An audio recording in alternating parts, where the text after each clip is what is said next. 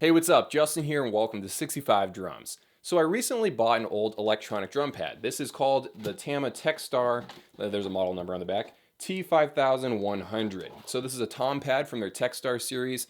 It was back in the 80s or something, I don't know the exact year. But yeah, believe it or not, this company used to make electronic drum sets, and this is a tom pad from one of them. Now the reason why I bought it, let me give you the quick backstory before I plug it into a drum set and see if it actually works. The reason why I bought it in the first place is because I needed to buy an acoustic snare drum. For my Yamaha EAD-10 review, I needed to put my set back together as an acoustic set, and while I was doing that, I was filming this big old time lapse and it was really fun. While I was doing that, I realized I didn't have any snare strainers or any of the other equipment that goes into putting that back on your snare drum shells. Now, of course, the most obvious thing to do would be to just go on eBay, go find the exact parts I needed, and then fix my snare drum. But I thought this would be a great excuse to go buy another snare. So I drove to Columbus and went to a music go-around, and I picked up one of these guys. So this is a Tama piccolo snare, and as luck would have it, I looked over in the electronic drum parts section, because they actually have a real section for that, and I found another Tama pad. Except this is an electronic pad as opposed to an acoustic snare. I actually do kind of like this snare. It was only like 70 bucks, 80 bucks, something like that. But this right here, this tom pad, was only $13 and change. Apparently it used to be $15 and then they lowered the price. So really simply, that's why I bought it, and now it's time to do some experiments. So I'm going to use it with an acoustic drum set. Let's see how that whole combination works out.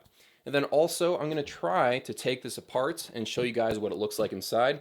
And because this is an acoustic drum head, we're going to see if maybe we can put a mesh head on this. I don't know if that'll even work. I don't know what the internals look like. I'm not like a 80s electronic drum nerd. I don't know everything there is to know about these. As far as like how loud it is,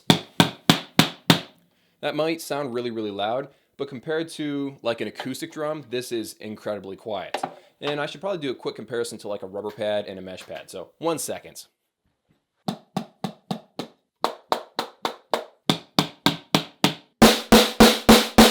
I think we all saw that coming. The rubber pad and the mesh pad are sort of similar in volume, and then the Tama pad's a little bit louder, and then of course the acoustic snare blows it all out of the water and is incredibly loud. So let's jump over to the drum set and see what happens.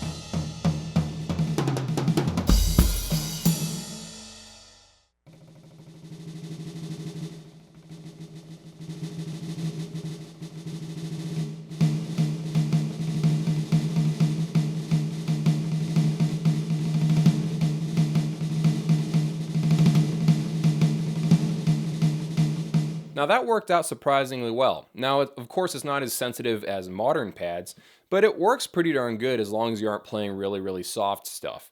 And of course you can run whatever sound you want because you're just plugging it into a drum module just like any other mesh pad or any other rubber pad that you can find. And I was using that with my Roland TD30, so the snare sounds were from the Roland TD30, and then the regular acoustic sounds were from the Yamaha EAD10, because that's like a miking system with just a trigger on the kick drum and then of course an effect on the entire thing.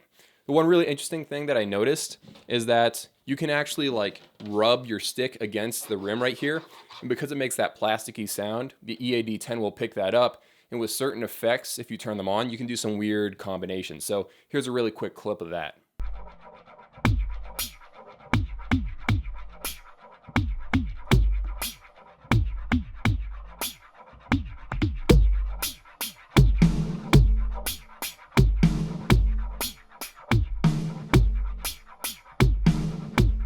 So I'm going to take apart this electronic drum pad in a second, but here's some quick thoughts on the overall construction.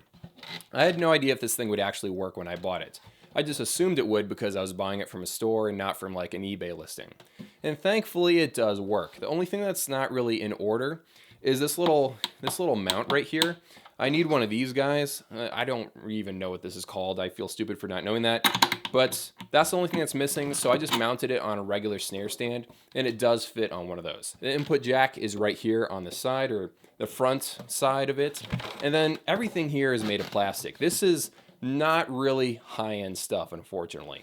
Usually when you go back in time, some of the older stuff is, really well made, but with this, you can just hear the flex in this thing.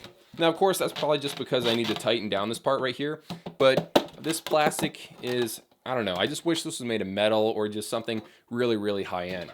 I got a Roland pad over here that's also made of plastic, but for some reason, this plastic just seems like it's nicer for some reason. So let's take apart this thing and see what happens. All right, so this is what the pad looks like on the inside. You got the front plate right here, made of plastic. And yeah, nothing really amazing about that. It's got some scratches on it.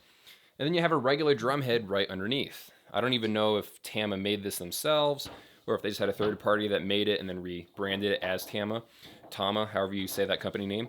It's not as beat up as you think it might be, especially for how old it is. Underneath that, we have a very thin layer of foam.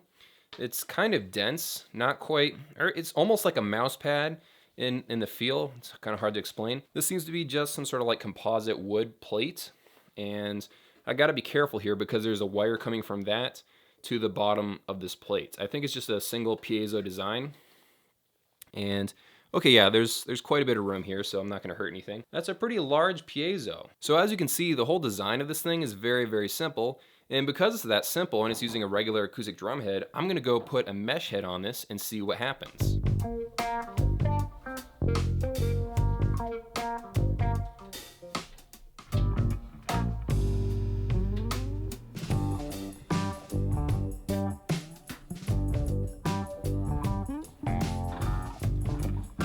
So this is kind of a pain in the butt because you don't know exactly where the threads are. You just have to work your way around and kind of like, I don't know, just feel it out.